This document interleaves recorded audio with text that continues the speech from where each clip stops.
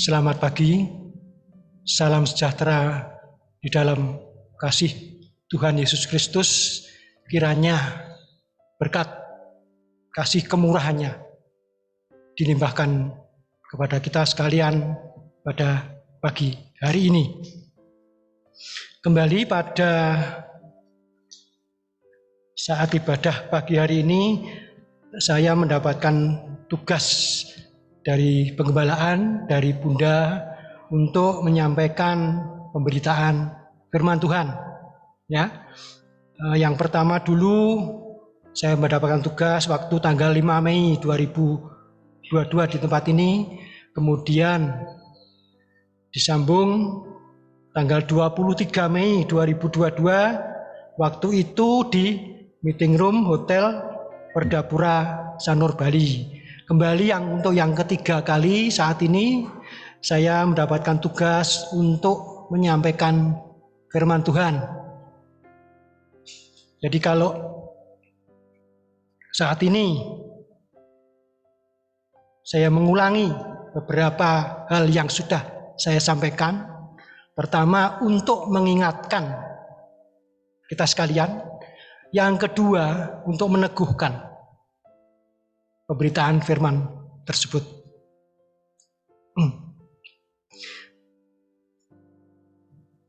Waktu yang masih tersisa, sekalipun singkat, mari kita manfaatkan sebelum Wahyu pasal 10 digenapi.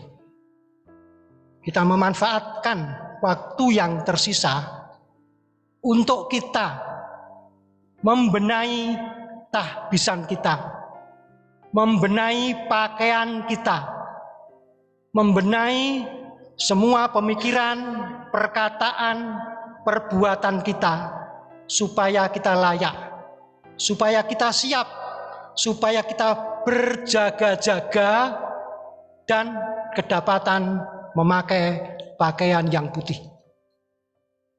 Jangan sampai kita yang sudah begitu lama berjuang, begitu lama mengalami proses, beribu-ribu langkah kita telah lalui, kita tergembala, dan tinggal selangkah justru kita tidak bisa mempertahankan.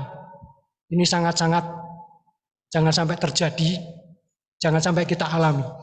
Ya, itu sebabnya mari kita memanfaatkan waktu yang masih tersisa sekalipun singkat. Kita benahi tahbisan saya, tahbisan saudara, pakaian saya, pakaian saudara, sehingga kedapatan kita tetap berjaga-jaga, kedapatan kita tetap memakai pakaian yang putih. Ya.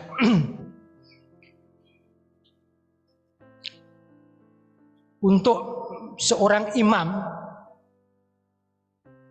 ditahbiskan, seperti yang sudah saya sampaikan, itu harus memenuhi beberapa syarat. Ya. Salah satunya, sebelum ditahbis sebagai imam, itu harus memakai pakaian kudus, memakai pakaian imamat, pakaian imam besar untuk imam besar, waktu itu untuk Harun, pakaian imam-imam untuk imam-imam, ya, waktu itu anak-anak Harun, Nadab, Abihu, Eliezer, dan Itamar. Selain memakai pakaian imamat, untuk seseorang ditahbis menjadi pelayan Tuhan, menjadi imam-imam Tuhan, itu harus disediakan 3 macam kurban binatang. Apa itu? Yang pertama, kurban lembu jantan muda. Ini bicara soal kurban pendamaian. Kurban pendamaian. Yang kedua, kurban domba jantan pertama. Kurban domba jantan pertama. Bicara soal kurban penyerahan. Kurban penyerahan. Yang ketiga, korban domba jantan kedua. Bicara soal korban tahbisan, korban tahbisan. Dan semuanya ini sudah digenapkan oleh korban Kristus di kayu salib. Sudah digenapkan oleh Kristus, korban Kristus di kayu salib. Kemudian ada juga yang harus disiapkan, yaitu 3 macam korban sajian. Ya, halaman slide yang keempat ya, 3 macam korban sajian, yaitu roti tidak beragi, kemudian roti bundar tidak beragi yang diolah dengan minyak. Yang ketiga, roti tipis tidak beragi yang diolesi dengan minyak. Dan syaratnya diambil dari tepung gandum yang terbaik. Ya, kemudian korban sajian ini tidak beragi. Tidak beragi. Bicara soal apa? Bicara soal persekutuan kita dengan Allah Trinitas, Tuhan Yesus Kristus, itu harus murni, tidak ada ragi dosa, ragi keburukan, ragi kejahatan. Tapi harus apa? Harus ada kemurnian dan kebenaran. Karena apa? Karena anak domba Paskah sudah disembelih.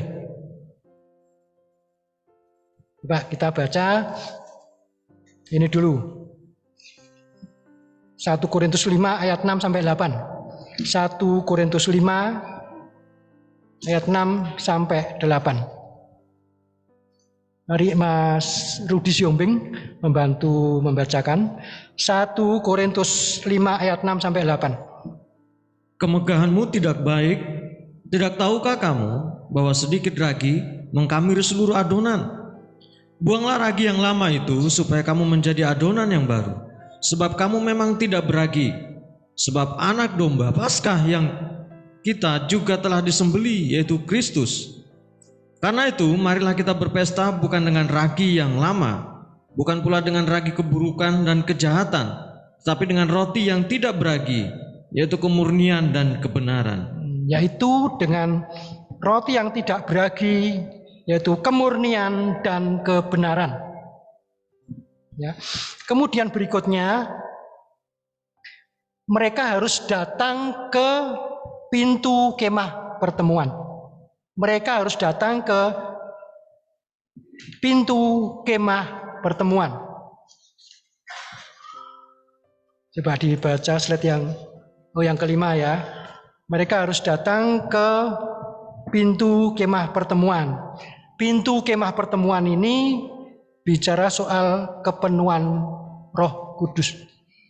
Begitu kita memasuki pintu kemah pertemuan, kita berada dalam ruangan suci, ya, berada dalam ruangan suci, dan di sana kita akan mendapati benda-benda dalam tabernakel, apa? Pelita emas, meja roti sajian, kemudian mezbah dupa. Coba kembali ke slide nomor 2 Mas Imam, nomor 2. Nah ini, ya. Begitu kita masuk ke pintu kemah, kita akan segera memasuki ruangan suci. Dan di sana ada pelita emas, meja roti sajian, dan mezbah dupa. Kemudian berikutnya kita kembali ke slide yang ke berapa tadi? Yang kelima ya. Yang kelima. Berikutnya harus dibasuh dengan air. Harus mengalami kuasa baptisan air. Mati dan bangkit. Mati dari kehidupan lama untuk hidup dalam kehidupan yang baru bersama dengan Kristus. Ya, perbuatan lama, tingkah laku yang lama, pemikiran yang lama, perkataan yang lama yang sering kali menyakiti sesama, yang tidak sesuai dengan firman Tuhan, ini harus dikubur, harus dimatikan untuk kita bangkit dalam kehidupan yang baru bersama dengan Kristus. Ya, dibasuh dengan air firman. Air firman ini yang menyucikan terus-menerus kehidupan kita. Coba dibaca Roma pasal 6. Roma pasal 6 ayat 1 sampai 14.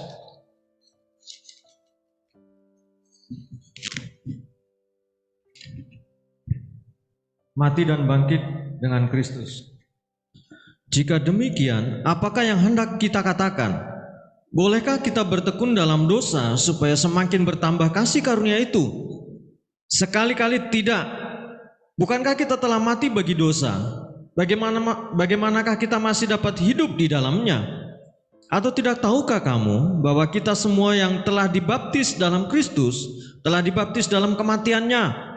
Dengan demikian, kita telah dikuburkan bersama-sama dengan Dia oleh baptisan dalam kematian, supaya sama seperti Kristus telah dibangkitkan dari antara orang mati oleh kemuliaan Bapa, demikian juga kita akan hidup dalam hidup yang baru. Sebab jika kita telah menjadi satu dengan apa yang sama dengan kematiannya, kita juga akan menjadi satu dengan apa yang sama dengan kebangkitannya.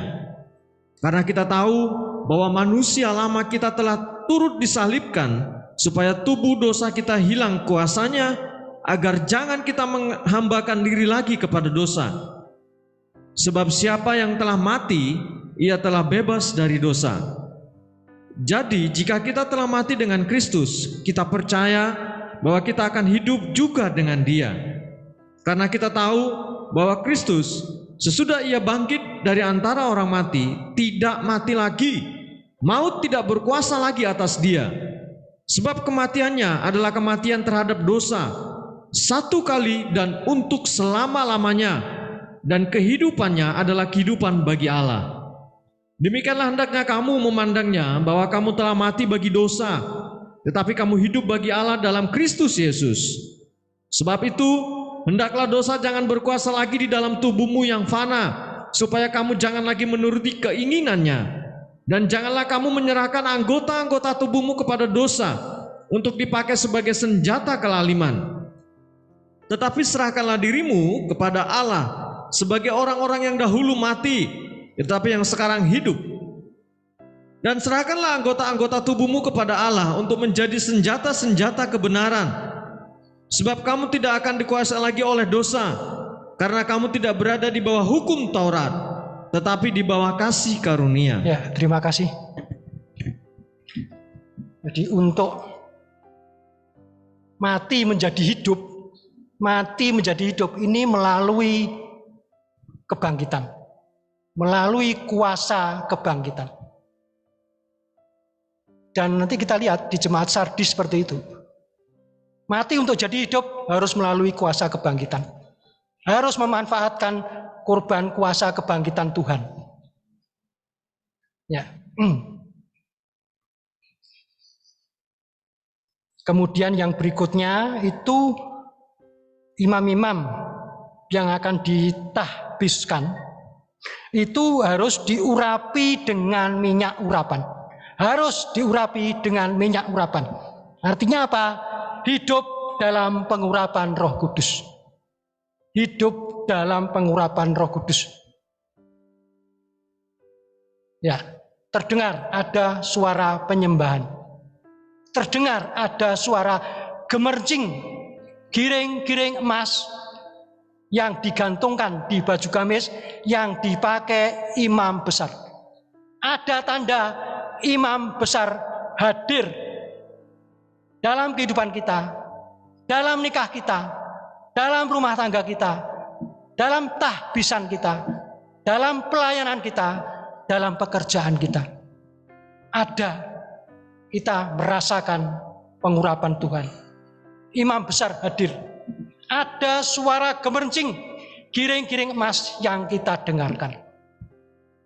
Ya. Coba dibacakan Mas Rudi, Keluaran 29 mulai ayat 1 sampai 9. Keluaran 29 ayat 1 sampai 9.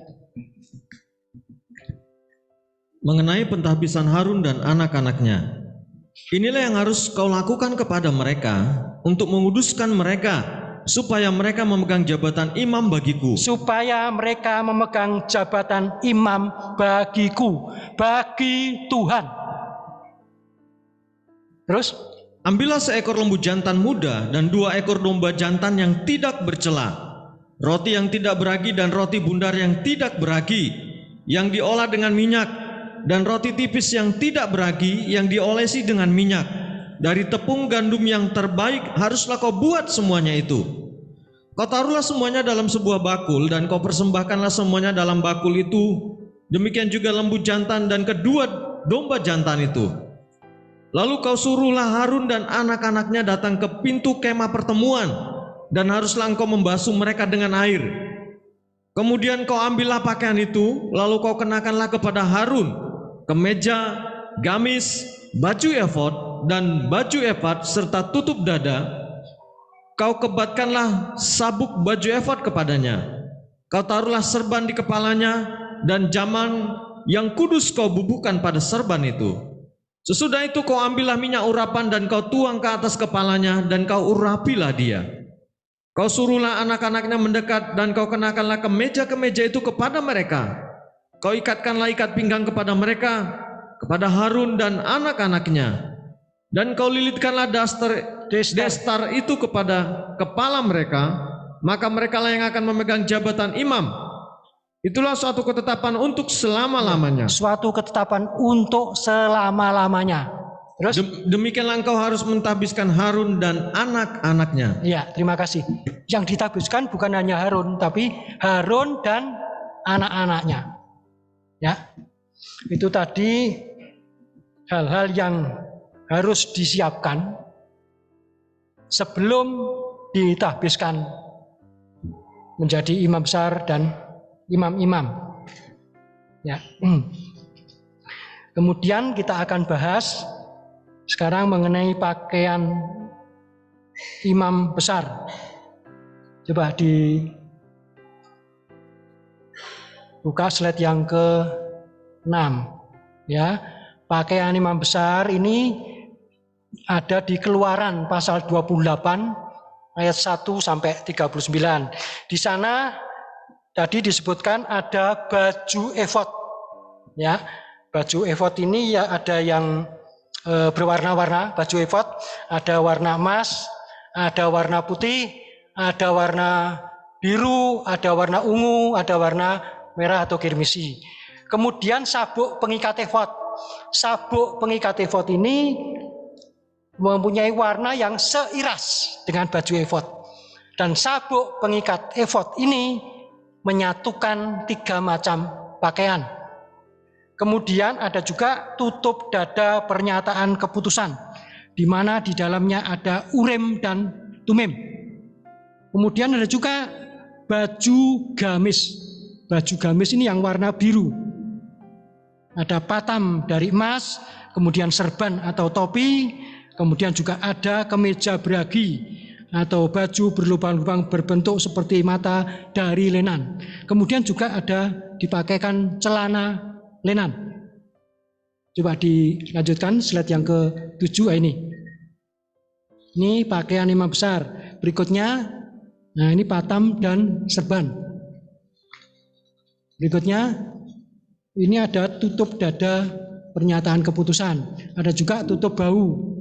Ya, di bahu imam besar kanan dan kiri yang dituliskan 6 nama-nama anak Israel dan 6 nama-nama anak Israel. Kemudian ada tutup dada. Ada 12 permata yang masing-masing diukirkan, dituliskan nama-nama anak-anak Israel. Ya, berikutnya.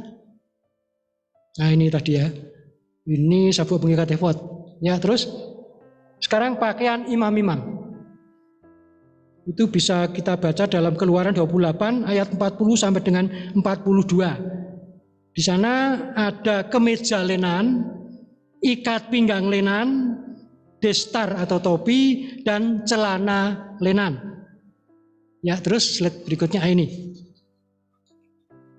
Ini gambar dari pakaian imam-imam yang dipakai imam-imam dalam melayani pekerjaan Tuhan.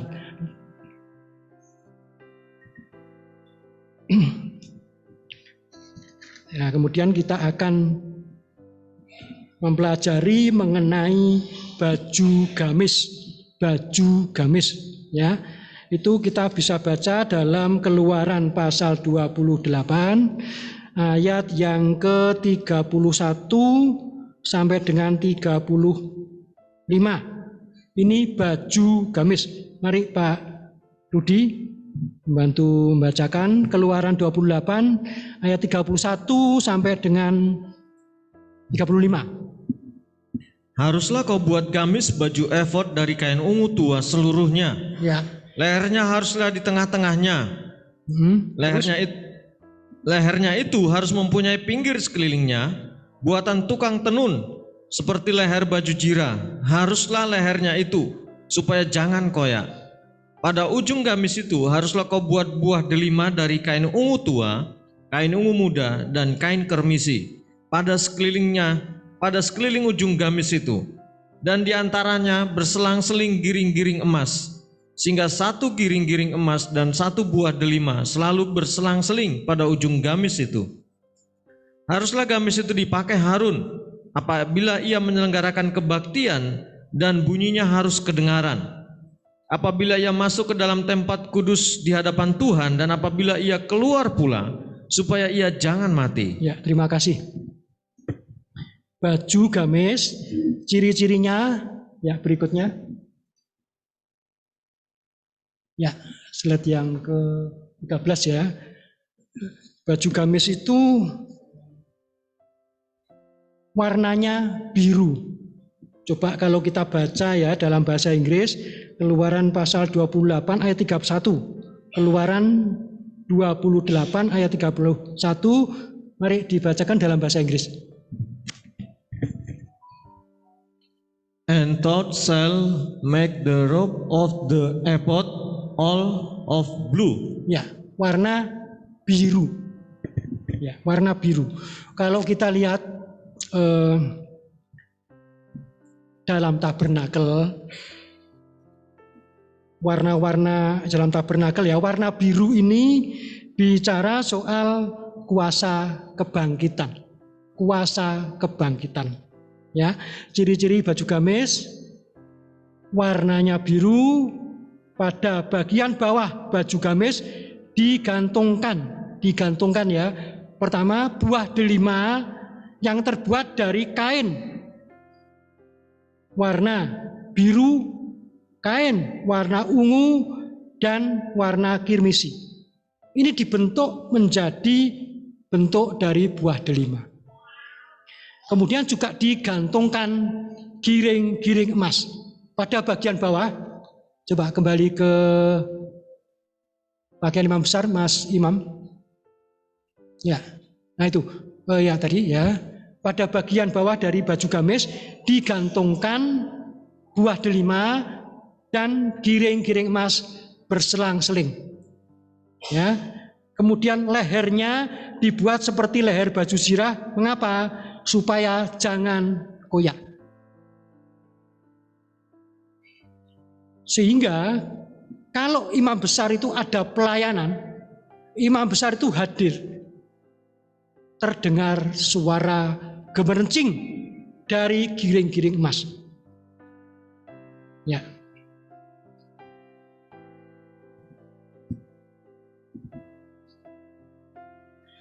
Jadi suatu saat Rasul Paulus ini khawatir terhadap keadaan sidang jemaat Tesalonika.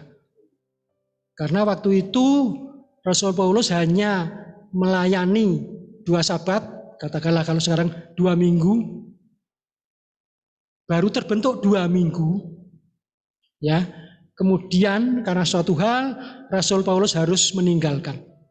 Nah, jemaat Tesalonika yang sudah terbentuk, yang jemaat baru ini, rohaninya masih muda, ini sudah harus menghadapi proses sengsara, proses salib, proses warna-warna dalam baju efod.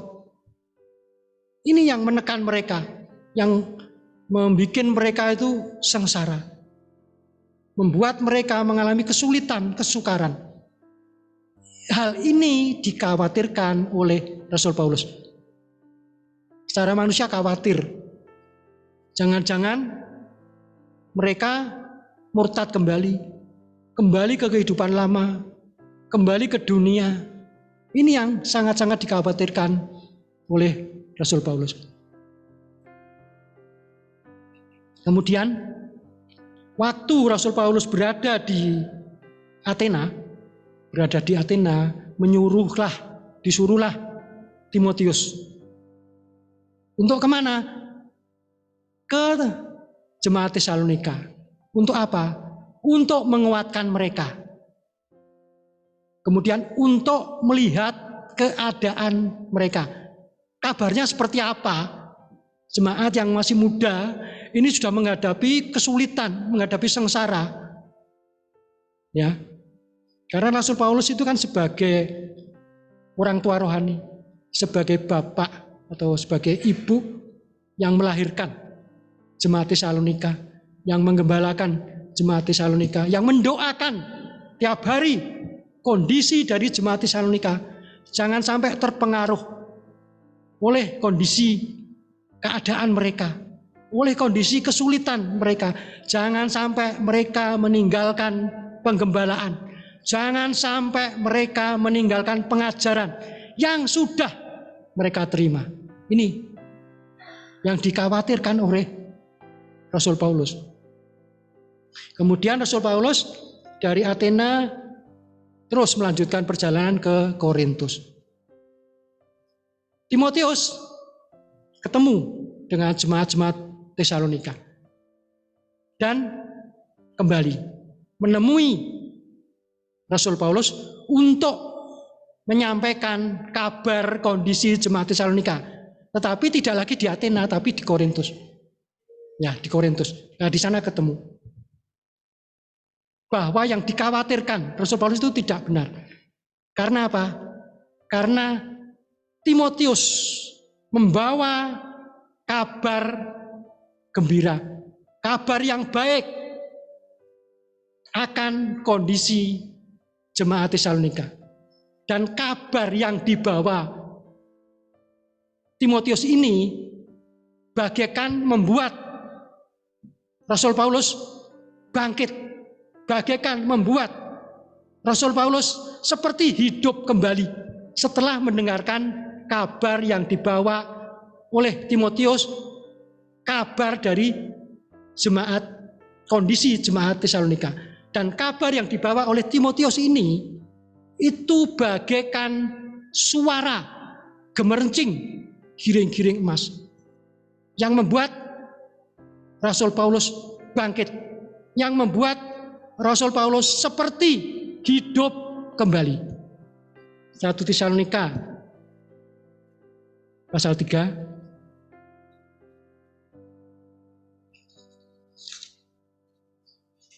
1 Tesalonika pasal 3 ayat 1. Ya, 1 Tesalonika pasal 3 ayat 1 sampai 8. 1 Tesalonika pasal 3 ayat 1 sampai 8. Ini Timotius membawa kabar kondisi jemaat Tesalonika ini disampaikan ke Rasul Paulus. Ada kabar baik, bagaikan suara gemerncing giring-giring emas yang dipakai oleh imam besar. Mari Mas Pak Rudi. Kabar baik yang dibawa oleh Timotius. Kami tidak dapat tahan lagi, karena itu kami mengambil keputusan untuk tinggal seorang diri di Athena.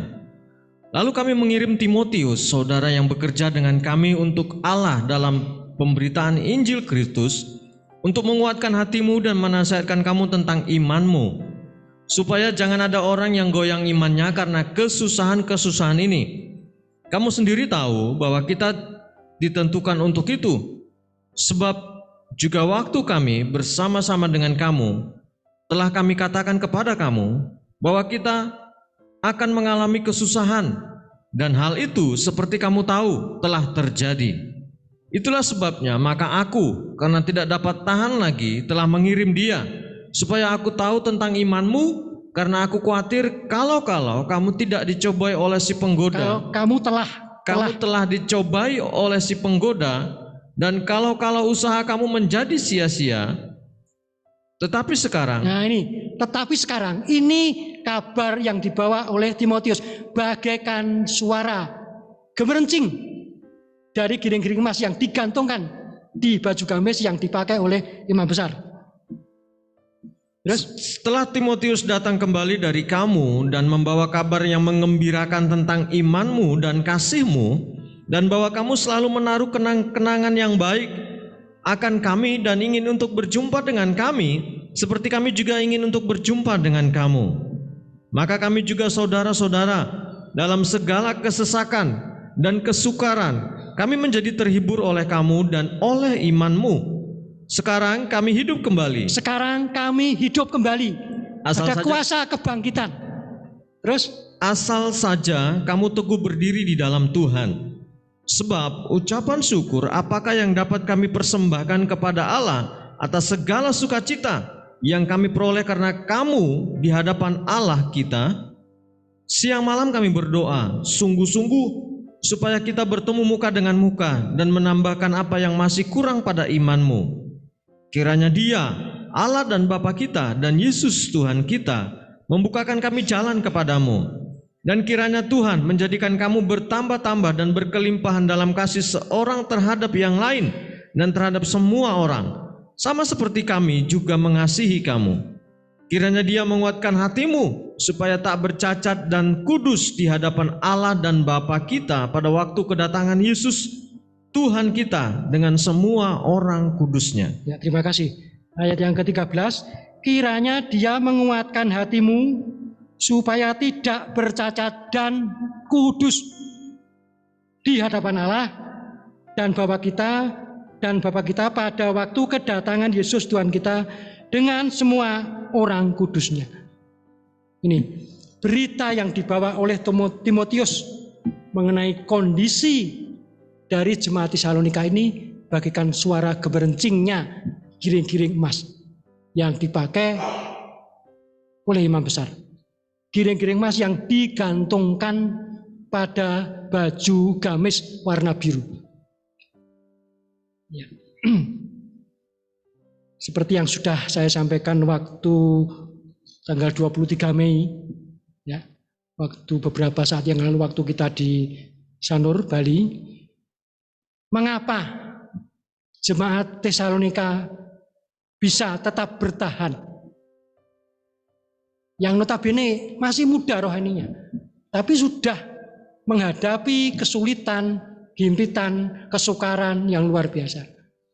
Ada hal-hal yang membuat mereka menjadi kuat. Ya, kita lihat slide yang ke-14. Hal-hal yang menguatkan jemaat Tesalonika.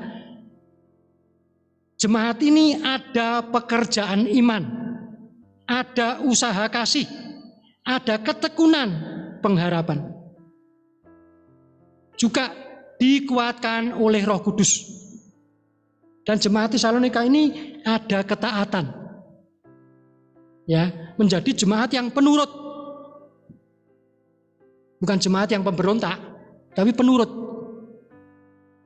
Dan imannya luar biasa. Karena apa? Jemaat Tesalonika ini bisa menerima firman Allah yang disampaikan bukan semata-mata sebagai perkataan manusia, tetapi betul-betul sebagai firman Allah. Coba kita baca. 1 Tesalonika pasal 1 ayat 2 sampai 10. 1 Tesalonika pasal 1 ayat 2 sampai 10. Buah pemberitaan Paulus. Kami selalu mengucap syukur kepada Allah karena kamu semua dan menyebut kamu dalam doa kami. Sebab kami selalu mengingat pekerjaan imanmu, usaha kasihmu, dan ketekunan pengharapanmu kepada Tuhan kita Yesus Kristus di hadapan Allah dan Bapa kita.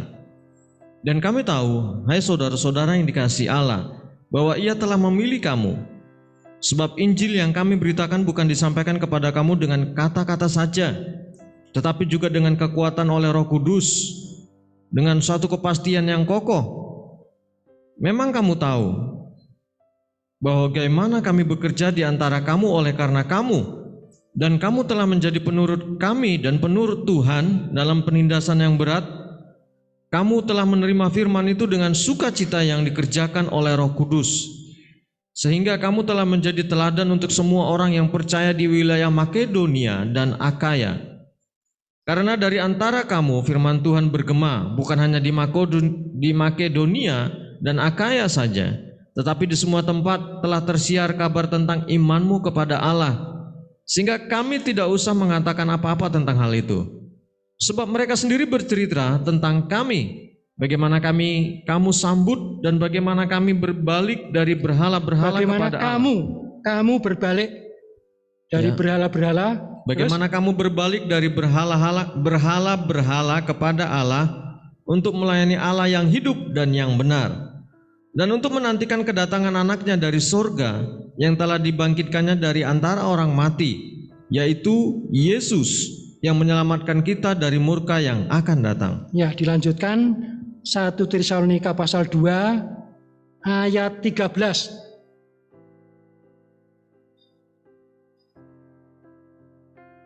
Sukacita atas jemaat. Dan karena itulah kami tidak putus-putusnya mengucap syukur juga kepada Allah, sebab kamu telah menerima firman Allah yang kami beritakan itu, bukan sebagai perkataan manusia, tetapi dan memang sungguh-sungguh demikian, sebagai firman Allah yang bekerja juga di dalam kamu yang percaya. Ya, terima kasih Pak Budi. Jadi ada beberapa hal yang membuat jemaat Tesalonika kuat, tetap bertahan. Ya, di antaranya tadi yang terakhir yang dibacakan tadi, bisa menerima firman yang diberitakan oleh hambanya, itu bukan hanya mereka menerima semata-mata sebagai perkataan manusia, tetapi sebagai firman Allah. Ini yang luar biasa, ya, dari iman yang dimiliki oleh jemaat Tesalonika. Waktu di Sanur juga saya berikan perbandingan. Kalau jemaat Tesalonika bisa menerima firman Tuhan yang disampaikan oleh hambanya sebagai betul-betul firman Allah, bukan hanya semata-mata sebagai perkataan manusia, tetapi betul-betul sebagai firman Allah. Saya juga waktu itu memberikan perbandingan. Ada seorang perwira, ya, perwira kafir ini, yang bisa imannya luar biasa, bisa menerima sepatah kata perkataan dari Tuhan Yesus, sepatah kata perkataan dari Tuhan Yesus. Perwira ini bisa menerima perkataan Tuhan yang sepatah kata itu senilai atau sama dengan Tuhan sendiri, tubuh Tuhan sendiri yang hadir, yang menjamah, yang mengadakan mujizat.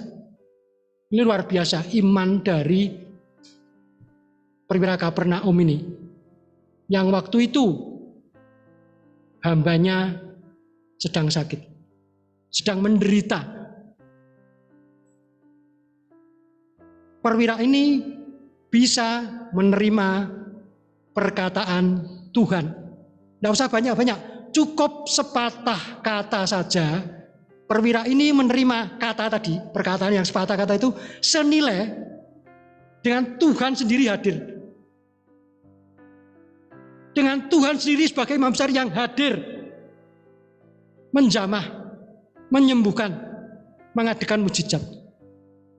Ini tidak ditemukan oleh Tuhan sekalipun di antara orang-orang Yahudi. Bahkan sampai Tuhan memuji perwira ini.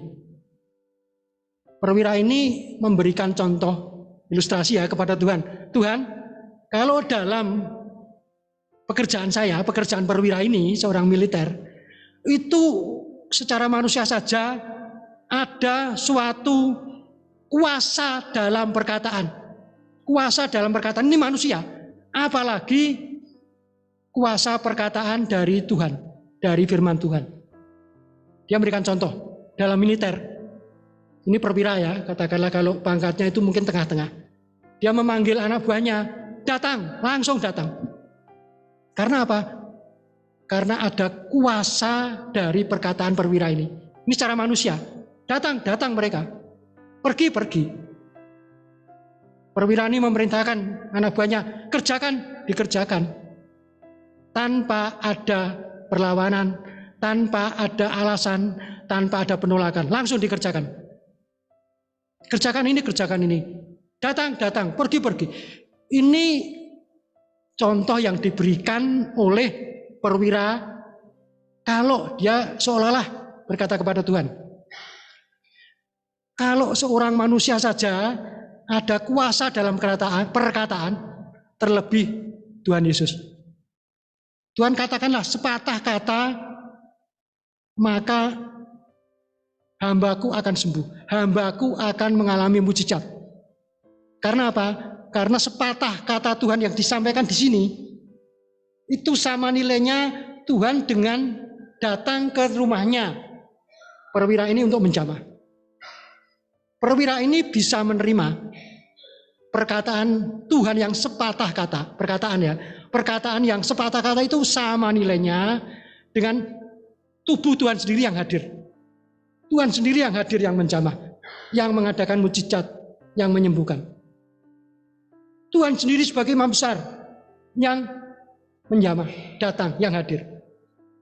Ini luar biasa iman dari seorang perwira yang ini orang kafir ini bisa punya iman yang sebesar itu.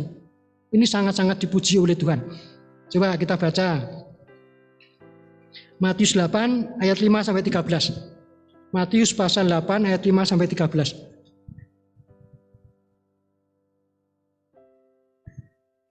Yesus menyembuhkan hamba seorang perwira di Kapernaum.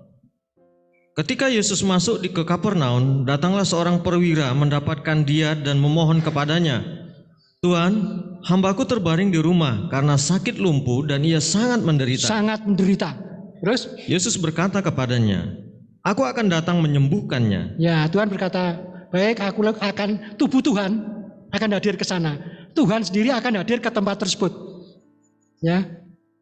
Tapi apa? Tetapi jawab perwira itu kepadanya, "Tuhan, aku tidak layak menerima Tuhan di dalam rumahku. Katakan saja sepatah kata. Katakan saja sepatah kata. Maka hambaku itu akan sembuh." Jadi Tuhan tidak perlu datang ke rumah saya. Dengan Tuhan berkata sepatah kata, itu sama nilainya dengan Tuhan sendiri yang hadir. Tubuh Tuhan sendiri yang hadir, yang menjamah. Terus? "Sebab aku sendiri seorang bawahan, dan di bawahku ada pula prajurit. Jika aku berkata kepada salah seorang prajurit itu, 'Pergi,' maka ia pergi." Ya, ini kuasa perkataan secara manusia seperti itu. Apalagi Tuhan. Terus? "Dan kepada seorang lagi, 'Datang,' maka ia datang. Ataupun kepada hambaku, 'Kerjakanlah ini,' maka ia mengerjakannya." Setelah Yesus mendengar hal itu, heranlah ia dan berkata kepada mereka yang mengikutinya, "Aku berkata kepadamu, sesungguhnya iman sebesar ini tidak pernah aku jumpai pada seorang pun di antara orang Israel. Aku berkata kepadamu, banyak orang akan datang dari timur dan barat dan duduk makan bersama-sama dengan Abraham, Ishak dan Yakub di dalam kerajaan surga. Sedangkan anak-anak kerajaan itu akan dicampakkan ke dalam kegelapan yang paling gelap. Di sanalah akan terdapat ratap dan kertak gigi. Lalu Yesus berkata kepada perwira itu, "Pulanglah dan jadilah kepadamu seperti yang engkau percaya." Maka pada saat itu juga sembuhlah hambanya. Ya, terima kasih. Dalam Injil yang lain ya, itu dikatakan perwira ini bertanya kepada yang di rumah tadi, "Kapan hamba tadi sembuh?" Dijawab mereka, "Oh, kurang lebih tadi sekitar pukul 1. Maka teringat perwira ini, padahal tadi waktu pukul 1 Tuhan menyatakan di sini, hambamu akan sembuh. Dan itu terjadi bersamaan dengan waktunya di rumah ini, hamba ini sembuh. Ini sama. Kuasa dari perkataan Tuhan, sepatah kata. Perwira ini bisa menerima sepatah kata Tuhan yang di sini, itu sama halnya dengan Tuhan yang datang ke sini. Perwira ini bisa menerima sepatah kata firman Tuhan sebagai senilai tubuh Tuhan sendiri yang hadir, yang menjamah. Ini luar biasa. Perwira ini mempunyai iman yang luar biasa, ya, yang tidak ditemukan sekalipun di antara orang Israel. Ya. Kalau kita lihat ya,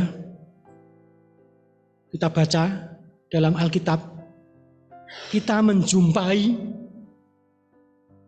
perkataan Tuhan datang dalam tanda kutip seperti pencuri. Tuhan datang seperti pencuri. Dikaitkan dengan apa? Berjaga-jaga. Dikaitkan lagi dengan apa? Dengan soal pakaian. Ini tidak hanya dalam satu ayat kita jumpai. Banyak sekali dijumpai dalam Alkitab yang mengkaitkan Tuhan datang seperti pencuri dengan hal berjaga-jaga dan juga dengan pakaiannya.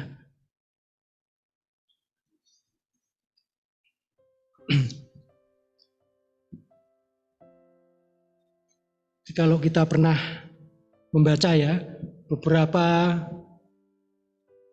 tahun yang lalu ya, Bunda pernah menjelaskan mengenai Yom Teruah. Yom Teruah, hari peniupan sangkakala. Ya, sudah agak lama mungkin ya. Hari peniupan sangkakala. Yang waktu itu dikenal oleh mereka yang tinggal di Yerusalem kuno. Yang tinggal di Yerusalem kuno, mereka menyatakan hari yang tidak diketahui oleh seorang pun. Yom Teruah, hari peniupan sangkakala. Ya, orang-orang yang tinggal di Yerusalem kuno itu mengenalnya sebagai hari yang tidak diketahui oleh seorang pun. Satu-satunya hari raya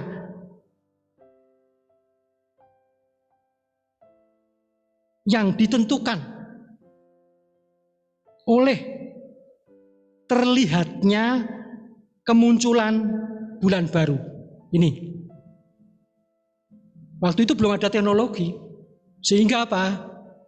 Ada dua saksi yang harus naik ke tembok-tembok dan membawa sangkakala. Mereka berjaga-jaga, mengamat-amati kapan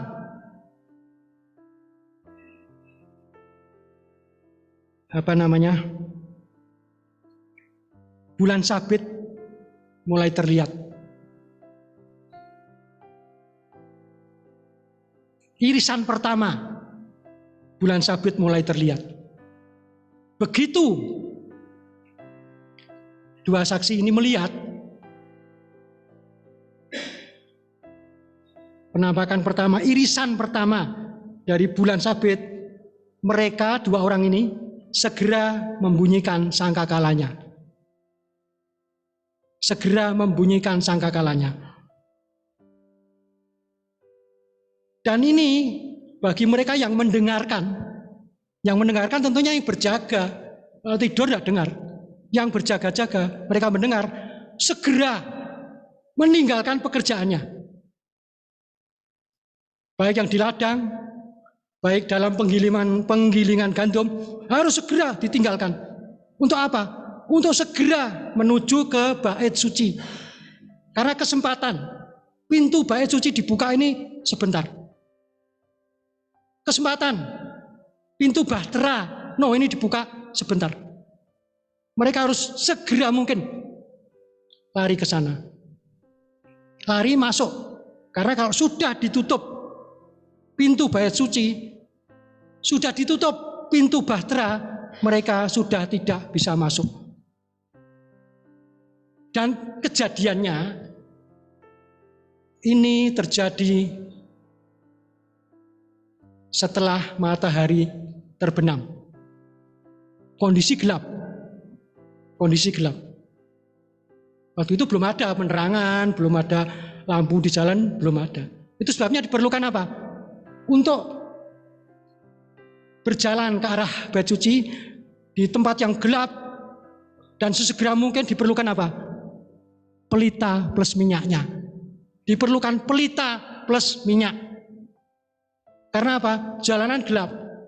Dan waktunya harus segera masuk.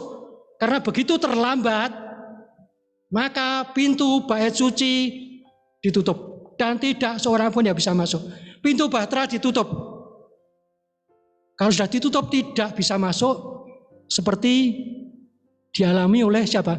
5 anak darah yang bodoh.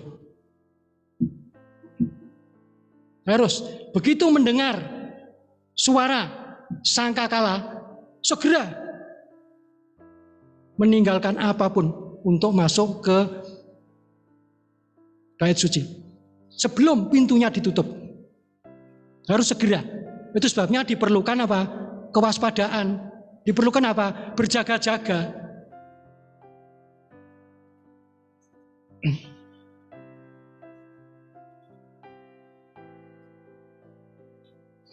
Ya, begitu mendengarkan suara sangkakala tadi, mereka segera meninggalkan pekerjaannya, berlari dengan secepat-cepatnya ke bait suci sebelum ditutup pintunya. Kondisi gelap, diperlukan apa? Pelita plus minyaknya. Ya, itu kondisi zaman itu ya. Kemudian ada juga zaman Yerusalem kuno itu imam besar. Imam besar itu setiap hari melakukan inspeksi. Melihat apakah imam-imam ini berjaga. Karena salah satu tugas dari imam-imam ini menjaga api mezbah ini harus tetap menyala. Menjaga api mezbah ini harus tetap menyala. Jangan sampai tertidur. Mereka tidak tahu kapan imam besar itu datang melakukan inspeksi. Kalau imam-imam ini tidak dalam kondisi berjaga, mereka dalam kondisi tertidur, tidak menjaga api mezbah, dan begitu imam besar datang, maka seperti yang sudah disampaikan Bunda beberapa tahun yang lalu ya, imam besar ini akan mengambil bara api tadi, diserok, kemudian beberapa bara api yang masih menyala ini dilemparkan atau ditaruh di pakaian imam yang dipakai yang tidur tadi. Nah, karena pakaian terbakar, bangun. Supaya tidak terbakar yang lebih parah, pakaiannya dilepas. Kedapatanlah tidak memakai pakaian atau telanjang. Itu sebabnya seringkali kita membaca ada keterkaitannya antara Tuhan datang dalam tanda kutip seperti pencuri dengan hal berjaga-jaga dan juga mengenai pakaiannya.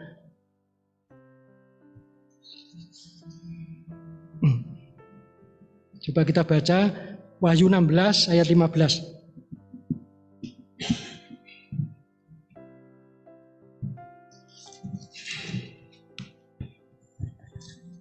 Lihatlah, aku datang seperti pencuri. Berbahagialah dia yang berjaga-jaga dan yang memperhatikan pakaiannya, supaya ia jangan berjalan dengan telanjang dan jangan kelihatan kemaluannya. Ya, terima kasih.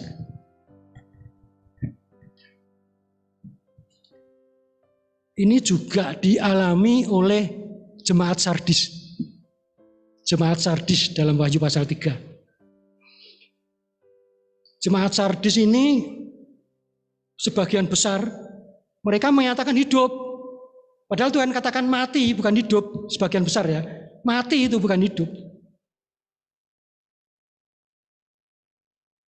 Nah, supaya hidup dari kondisi mati menjadi hidup harus apa? Harus bangun, harus bangkit, harus bangkit. Harus mengalami kuasa kebangkitan Tuhan. Harus mengalami kuasa kebangkitan baju gamis. Ada gemerincing, giring-giring, suara giring-giring. Itu sebagian besar. Dia berkata hidup, padahal Tuhan dikatakan mati. Untuk kondisi seperti ini, Tuhan katakan bertobat. Maksudnya apa? Bertobat hal yang salah, bertobat, diampuni, ditebus oleh Tuhan. Jangan diulangi lagi. Itu bertobat. Yang berikutnya, turuti firman yang sudah kamu dengar. Ini. Mati, bangkit. Mati dari kehidupan lama, bangkit, hidup yang baru bersama dengan Kristus. Tapi di antara jemaat Sardis tidak semua seperti itu kondisinya. Ada juga yang didapati mengenakan pakaian putih. Mengenakan pakaian putih. Tidak hanya berjaga-jaga, tetapi mengenakan pakaian putih. Coba dibaca. Wahyu pasal 3 ayat 1 sampai dengan 6. Ini kondisi dari jemaat Sardis. Wahyu pasal 3 ayat 1 sampai 6. Kepada jemaat di Sardis, dan tuliskanlah kepada malaikat jemaat di Sardis, inilah firman Dia yang memiliki ketujuh roh Allah dan ketujuh bintang itu. Aku tahu segala pekerjaanmu. Engkau dikatakan hidup, padahal engkau mati. Padahal engkau mati. Dia menyatakan hidup, tapi Tuhan katakan mati. Harus bangkit, harus bangun. Terus? Bangunlah dan kuatkanlah apa yang masih tinggal, yang sudah hampir mati. Sebab tidak satu pun dari pekerjaanmu aku dapati sempurna di hadapan Allahku. Terus? Karena itu ingatlah bagaimana engkau telah menerima dan mendengarnya. Turutilah itu dan bertobatlah. Ya, sebetulnya mereka sudah sering mendengar firman Tuhan. Sering mendengarkan khotbah-khotbah. Tetapi apa? Tidak menuruti firman Tuhan. Terus?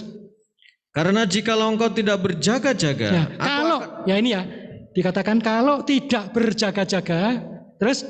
Aku akan datang seperti pencuri. Aku akan datang seperti pencuri.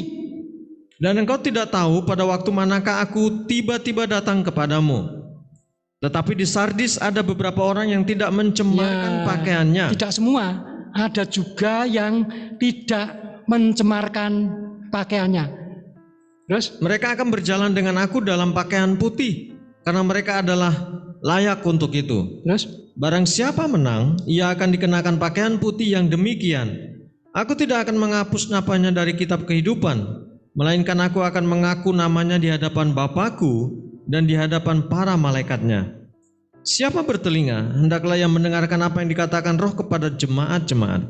Ya terima kasih Pak Rudi. Ini kondisi dari jemaat Sardis. Mereka menyatakan, saya hidup, saya ada kegiatan, saya ada KKR, saya ada seminar, jemaat saya banyak, jemaat online saya ribuan, berkat saya banyak. Tetapi Tuhan katakan, belum tentu hidup. Yang menilai itu Tuhan. Betulnya kamu itu mati. Itu sebabnya apa? Bertobat. Turutilah firman yang sudah kamu terima. Berjaga-jaga. Karena apa? Kedatangan Tuhan itu seperti seorang pencuri. Harus berjaga-jaga. Kalau tidak, seperti yang dialami oleh imam yang tidur tadi, suruh berjaga, tidur, tidak menjaga api dari mezbah, sehingga apa? Begitu Tuhan datang, begitu imam besar datang, pakaiannya terbakar. Pakaiannya terbakar. Ya.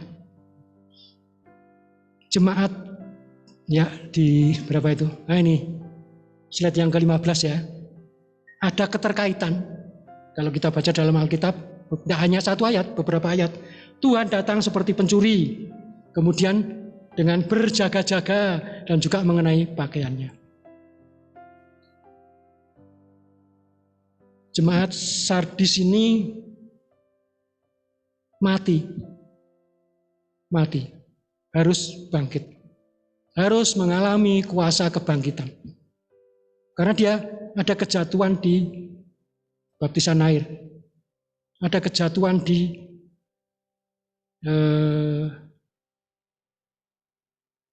baptisan air, ya. Mereka masih hidup dengan hidup yang lama. Itu sebabnya itu katakan, kamu katakan dirimu hidup padahal mati, bertobatlah. Kalau bertobat itu dulunya kan sering melakukan kesalahan, harus bertobat. Yang berikutnya seperti apa? Yang berikutnya turutilah firman yang telah kamu dengar, firman yang sudah kamu terima. Mati harus untuk menjadi hidup, harus melalui kebangkitan, melalui kuasa kebangkitan. Imam besar harus hadir sehingga kita merasakan ada suara gemerencing dari kehadiran imam besar lewat giring-giring emas. Giring-giring emas yang digantungkan pada bagian bawah dari pakaian baju gamis.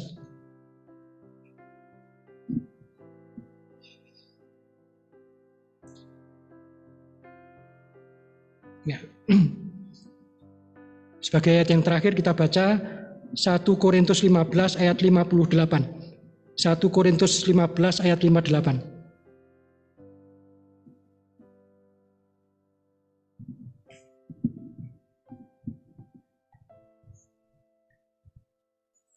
Tetapi kalau segala sesuatu telah ditaklukkan di bawah Kristus, maka ia sendiri sebagai anak akan menaklukkan dirinya di bawah Dia. 1 Korintus pasal 15 ayat 58.